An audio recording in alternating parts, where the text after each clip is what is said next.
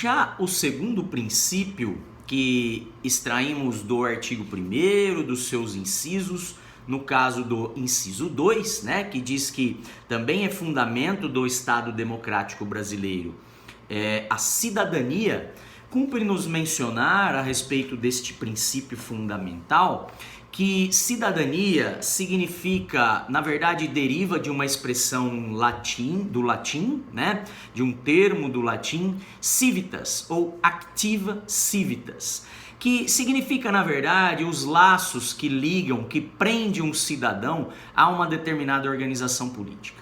Né, uns laços que vão prender, que vão ligar a pessoa, na qualidade de cidadão, ao estado de origem dela, né? Dotando essas pessoas de prerrogativas para serem capazes de influenciar na condução política do Estado, capazes de influenciar nas decisões políticas a serem tomadas no âmbito do Estado, tá?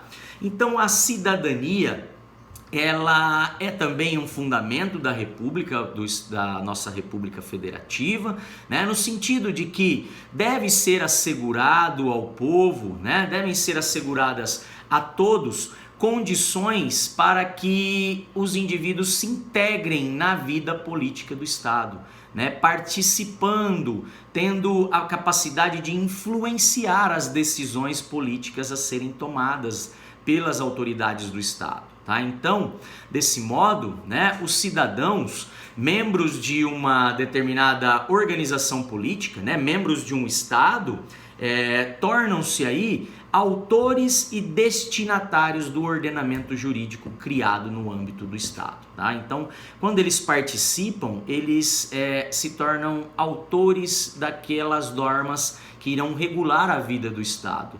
Autores e, da mesma forma, destinatários finais daquelas normas criadas, né? Então, é a capacidade de influenciar as decisões políticas na esfera legislativa, as decisões políticas na esfera administrativa do Poder Executivo, né?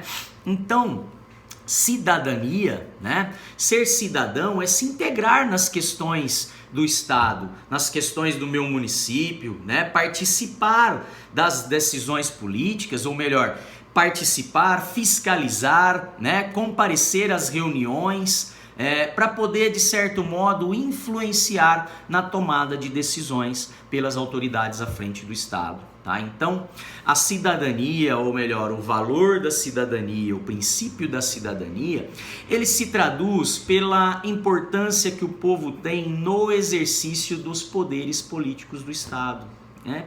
Ela se configura pela capacidade de participação dos cidadãos, a possibilidade de participação dos cidadãos nas decisões políticas que serão tomadas no âmbito do Estado, decisões políticas que serão tomadas em favor da sociedade, tá? Então, como diz um trecho de doutrina do Valber de Moura Agra, né, que está naquele clássico livro Comentários à Constituição do Brasil, o professor Valber, ele diz que a cidadania não se restringe apenas ao voto, tá? Como muitas vezes a gente ouve dizer, né? Seja cidadão, vote nas eleições. Nada mais é do que uma possibilidade. Como diz o autor, o voto é apenas uma etapa do processo de exercício da cidadania, né? Porque o voto é uma forma de poder influenciar nas escolhas políticas do Estado, né?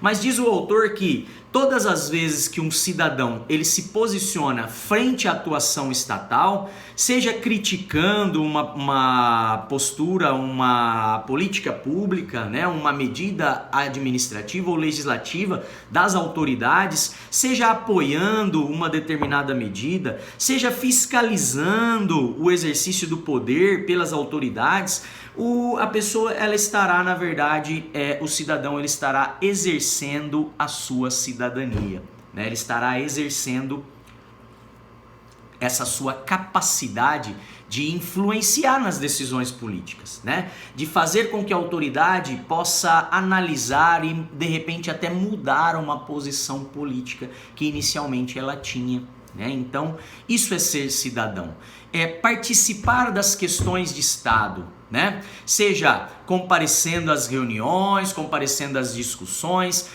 estudando os planos de governo, né? Criticando as posturas de governo, requerendo, exigindo que os planos de governo sejam cumpridos, né?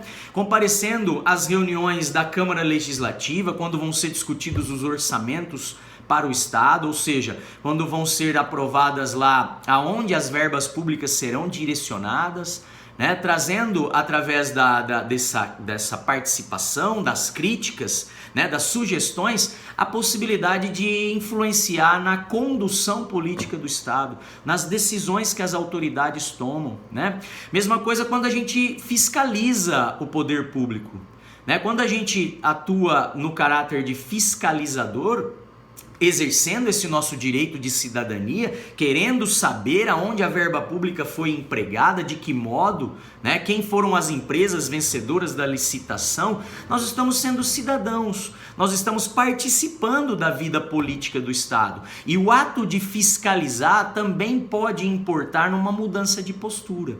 Porque a autoridade que não sofre fiscalização nenhuma, ela pode ter uma determinada condução política pelo Estado.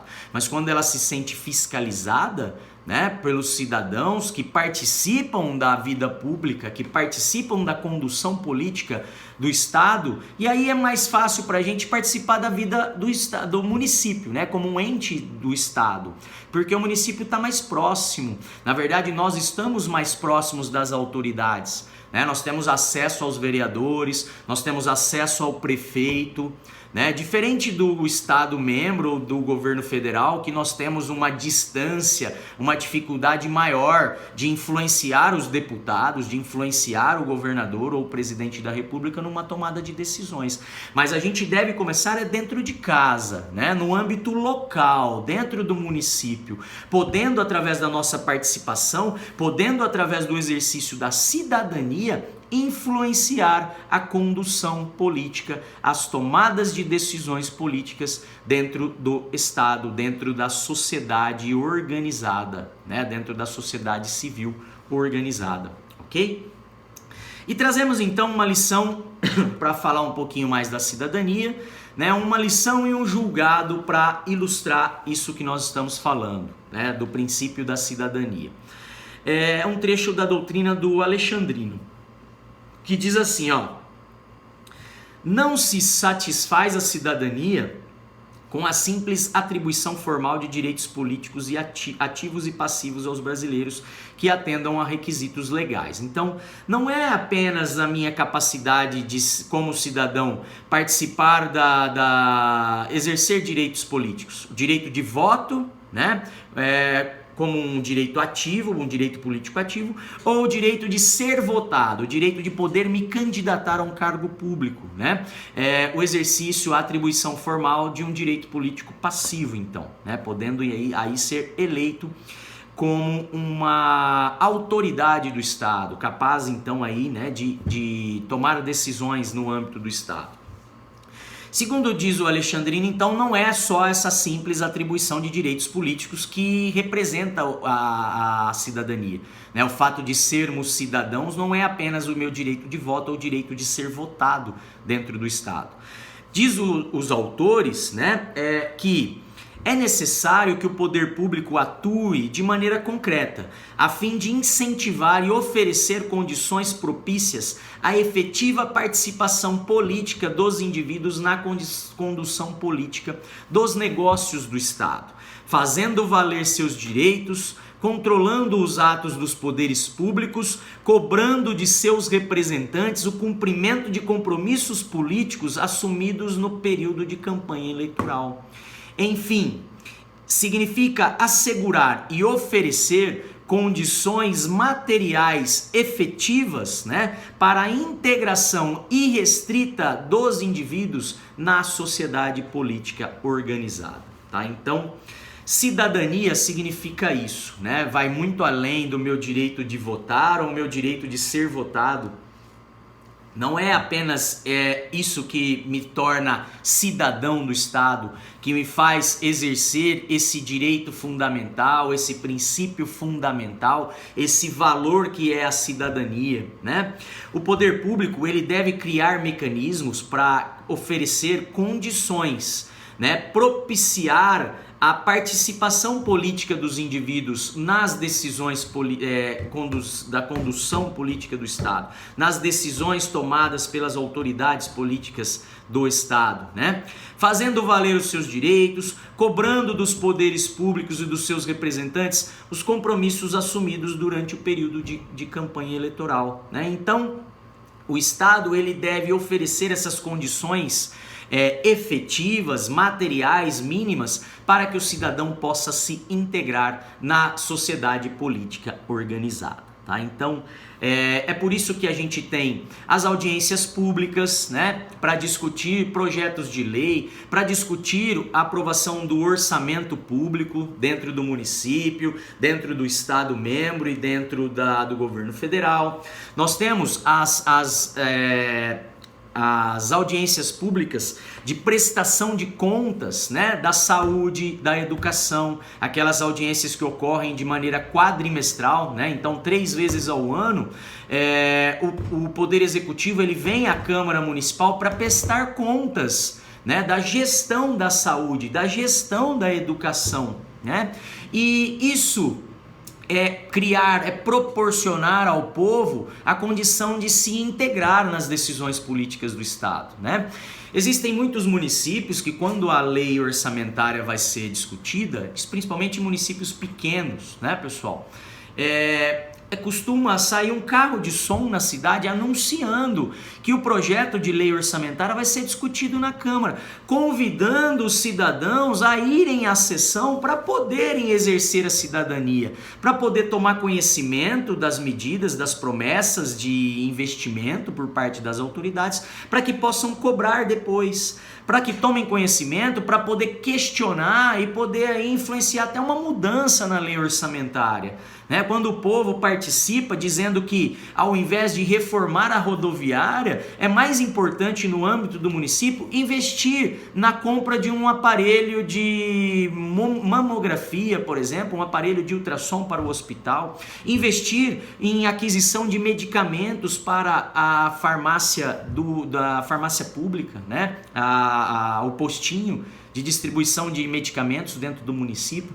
Então, se o povo participa, exercendo a cidadania, certamente tem então a capacidade de influenciar nas decisões, na condução política do Estado, né? A condução dada pelas autoridades que estão à frente do poder político do Estado, ok?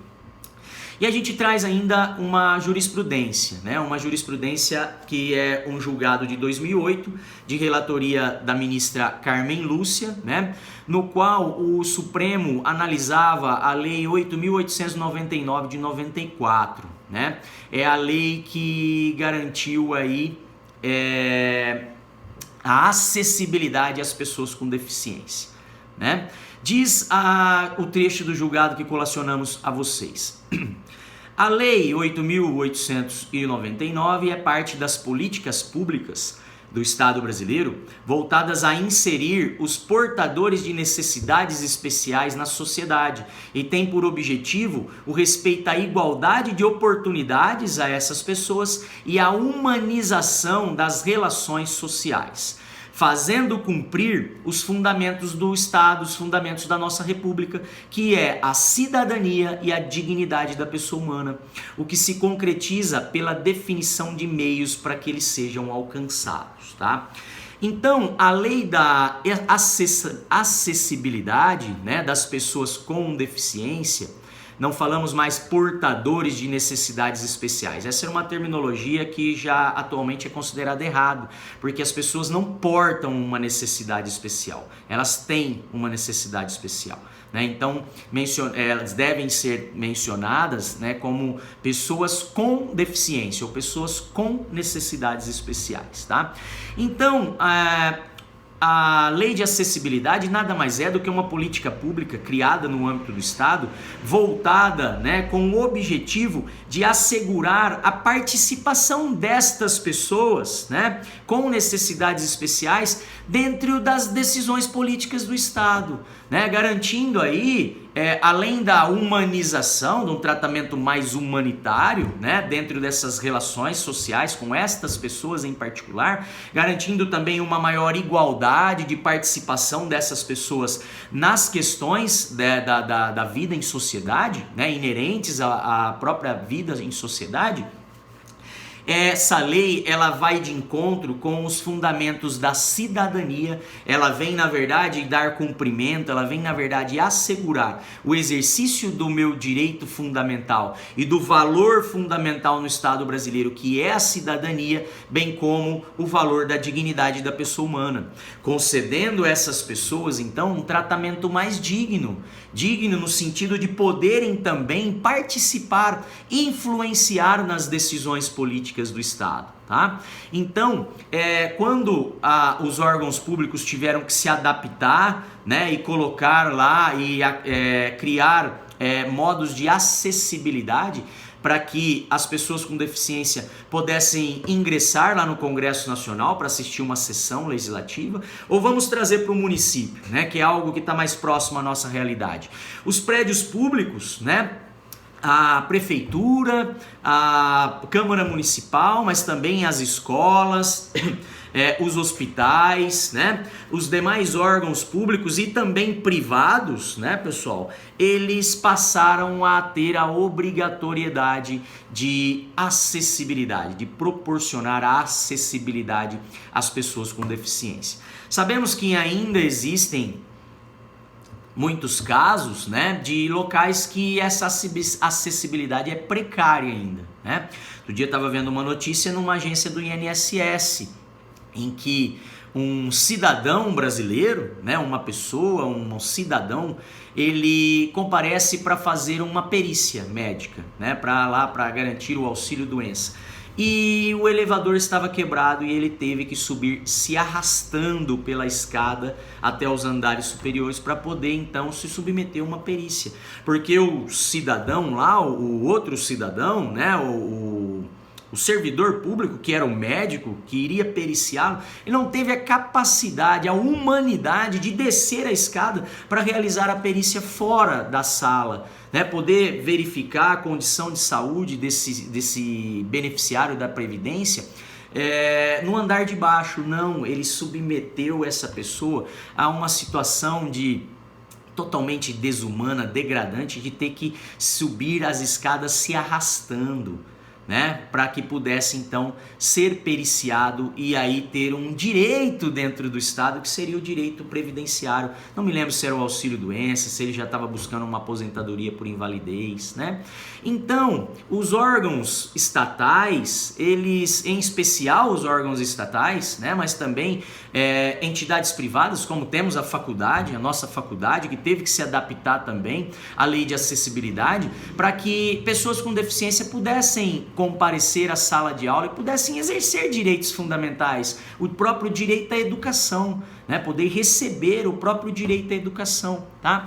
Então a lei de acessibilidade é um exemplo de norma, né, que, como disse o Alexandrino no slide anterior, é uma medida tomada pelo Estado, pelo poder público, de forma a incentivar, de forma a oferecer condições para que as pessoas possam participar da vida em sociedade, possam exercer os seus direitos e, de certo modo, participar da própria decisão, da própria condução política que é dada pelas autoridades do Estado, certo? Então, isso é a cidadania, esse é o chamado valor da cidadania, né? É um vínculo que liga a pessoa ao Estado, que liga, né, um cidadão a uma organização política estatal, né, e que lhe dá condições, lhe propicia condições de exercer a vida em sociedade e de participar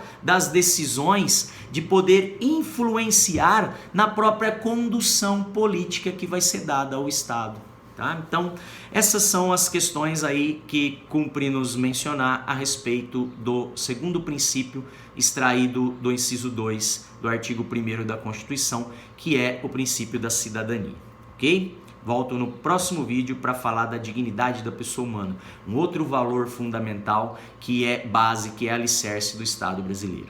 Mais uma vez, obrigado.